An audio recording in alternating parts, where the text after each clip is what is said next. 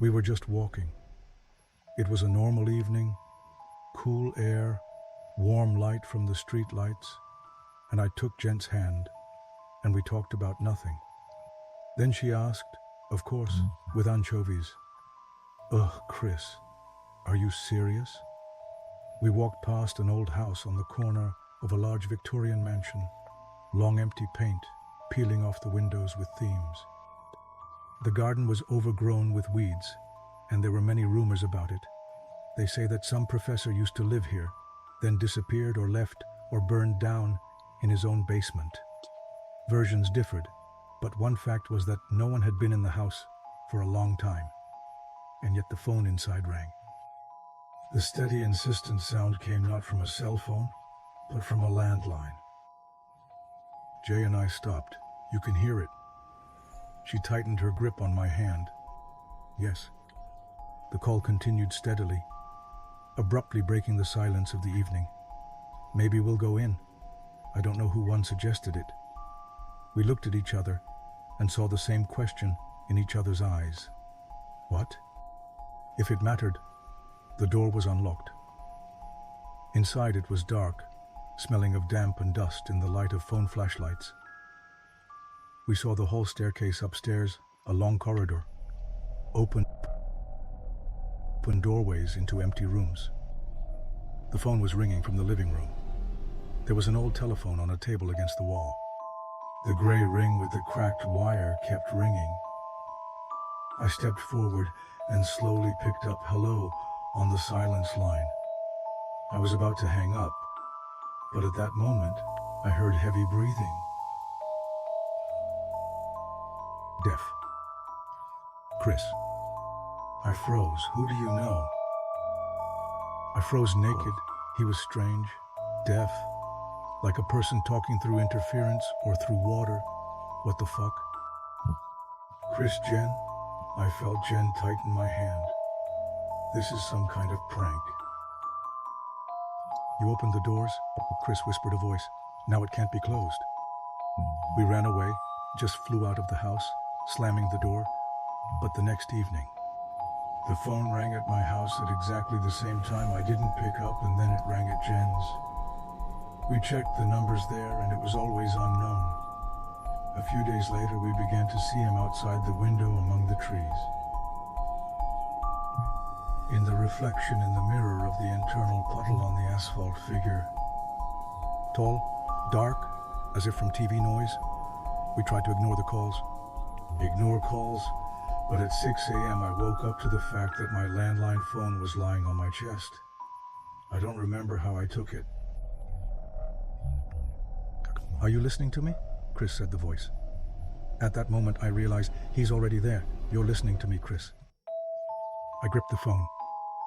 The room was too quiet for Jen, sleeping next to her, but the air around her seemed still. Somebody hissed, "It doesn't matter what I know." I swallowed. "What you know about the river, Chris?" I stopped breathing, and that night, the voice continued. "When you said you wouldn't tell anyone, it could not have been anyone. No one knew." 10 years ago, when I was 16, me and two friends were walking by the old dam.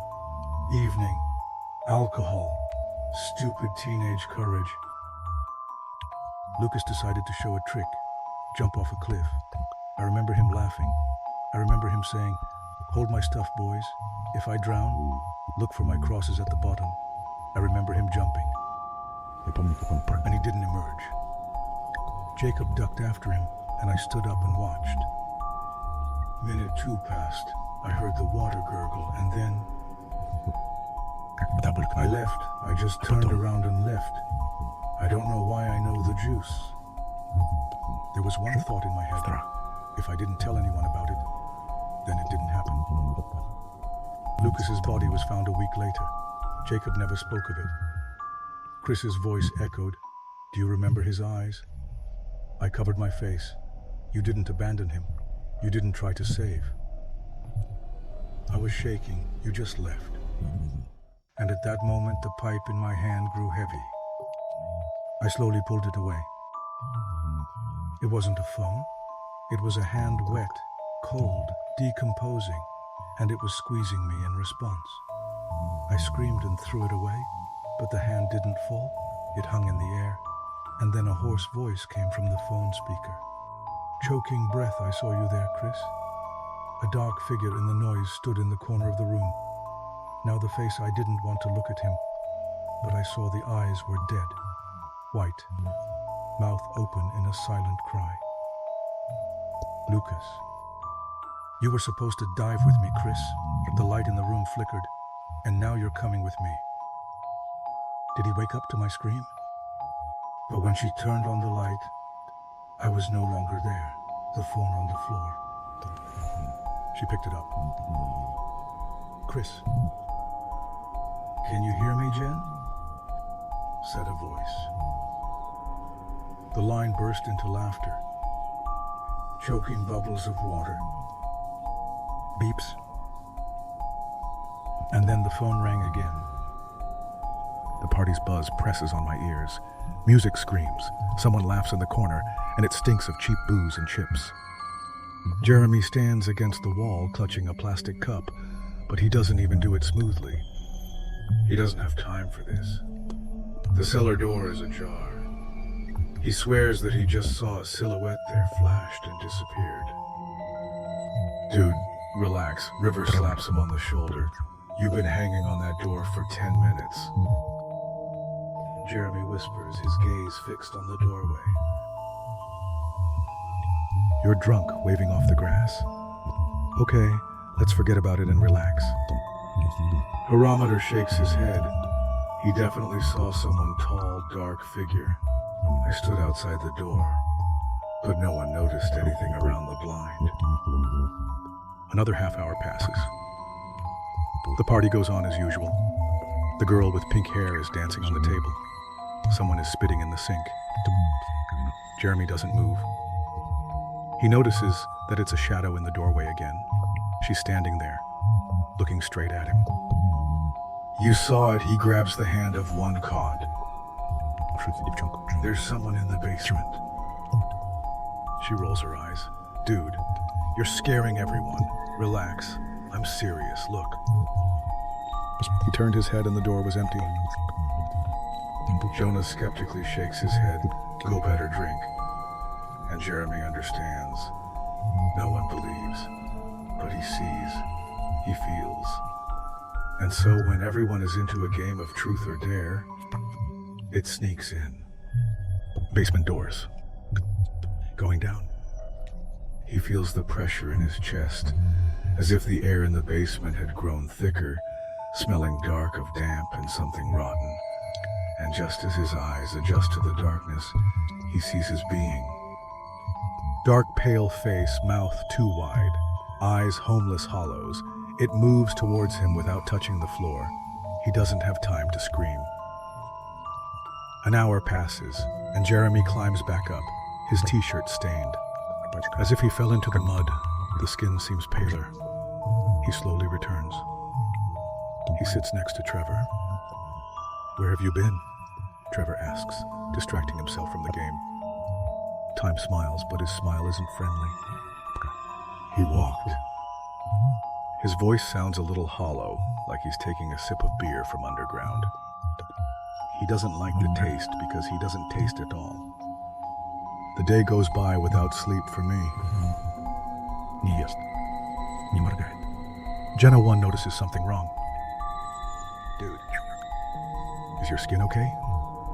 She looks at him worriedly. Kind of pale.